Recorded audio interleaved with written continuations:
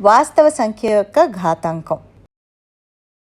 మనం ఇంతకుముందు చూసిన వీడియో ప్రకారం కరణీయ సంఖ్యలు కూడా వాస్తవ సంఖ్యలే కనుక అవి కూడా సంఖ్యారేఖపై ఉంటాయి అని తెలుసుకున్నాం. మరి వీటికి ఘాతాంకాలు ఉంటే ఏం జరుగుతుంది? 2 యొక్క వర్గమూలం యొక్క వర్గము లేదా 2 యొక్క వర్గమూలం యొక్క ఘనము ఇటువంటివన్నమాట. ఇప్పుడు మీరు తప్పక ఆలోచించాలి, వీటికి వర్గమూలాలు చేయడమే కష్టమైతే మళ్ళీ వీటికి ఘాతాంకాలా? చాలా కష్టం అనుకుంటున్నారా? ఏమీ ఇబ్బంది లేదు, మనం సాధిద్దాం. ఇప్పుడు సంతోషమేనా? పదండి మరి. మొదటగా 2 యొక్క వర్గమూలం యొక్క వర్గం కనుక్కుందాం. అవి కూడా వాస్తవ సంఖ్యలే కనుక ఘాతాంక న్యాయాలు వాటికి కూడా వర్తింపు చేయొచ్చు. వాటిని మామూలు సంఖ్యలుగా భావిద్దాం.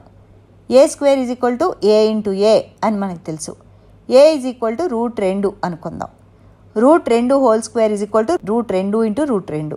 కానీ √2 అంటే నిజానికి 2⁻²/2.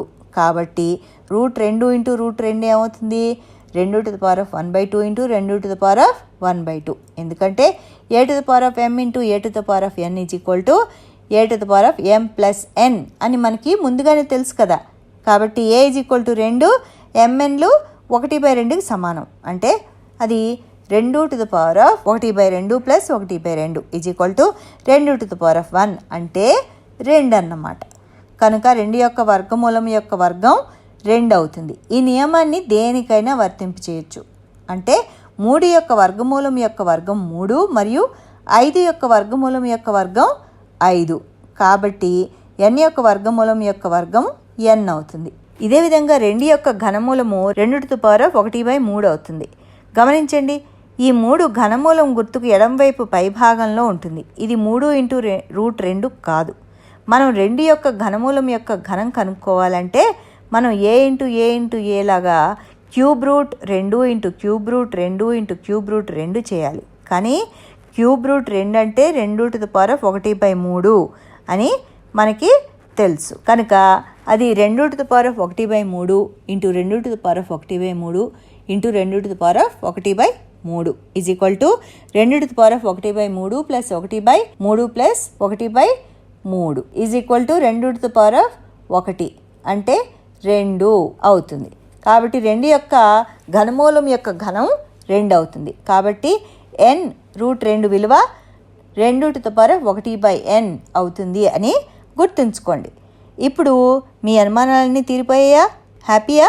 సరే, ఇప్పుడు 2 యొక్క వర్గమూలం యొక్క ఘనం కనుక్కుందాం. అంటే √2³ అన్నమాట. 2⁻1/2 హోల్ క్యూబ్ అంటే 2⁻1/2 ఇంటూ 3 అంటే 2⁻3/2. ఎందుకంటే a⁴m a⁴mn. మరి 9⁻3/2 యొక్క విలువ ఎంత?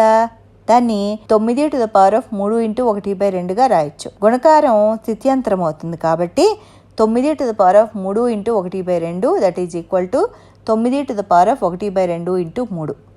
మనం ఇలా ఎందుకు చేసామంటే ఘాతాంకంలో గల 1/2 వర్గమూలానికి సమానం. అంటే 9⁻1/2 హోల్ క్యూబ్.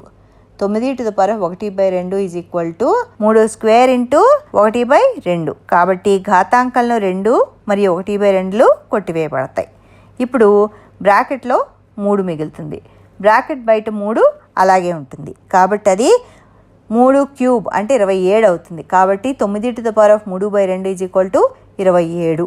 ఇప్పుడు 2⁻2/3 ఇంటూ 2⁻1/5 విలువ కనుక్కుందాం. a⁴m ఇంటూ a⁴n a⁴m+n అని మనకు తెలుసు.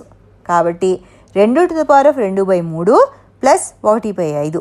ముందుగా ఘాతాంకాన్ని సూక్ష్మీకరిద్దాం. 2/3 + 1/5 13/15. కసాగు 15 కాబట్టి 2 × 5 + 1 × 3 13. కనుక దీని విలువ 2⁻13/15 అవుతుంది. ఇవి వాస్తవ సంఖ్యలు కనుక ఘాతాంక న్యాయాలన్నీ కూడా యథావిధిగా ఇక్కడ కూడా ఉపయోగించవచ్చు.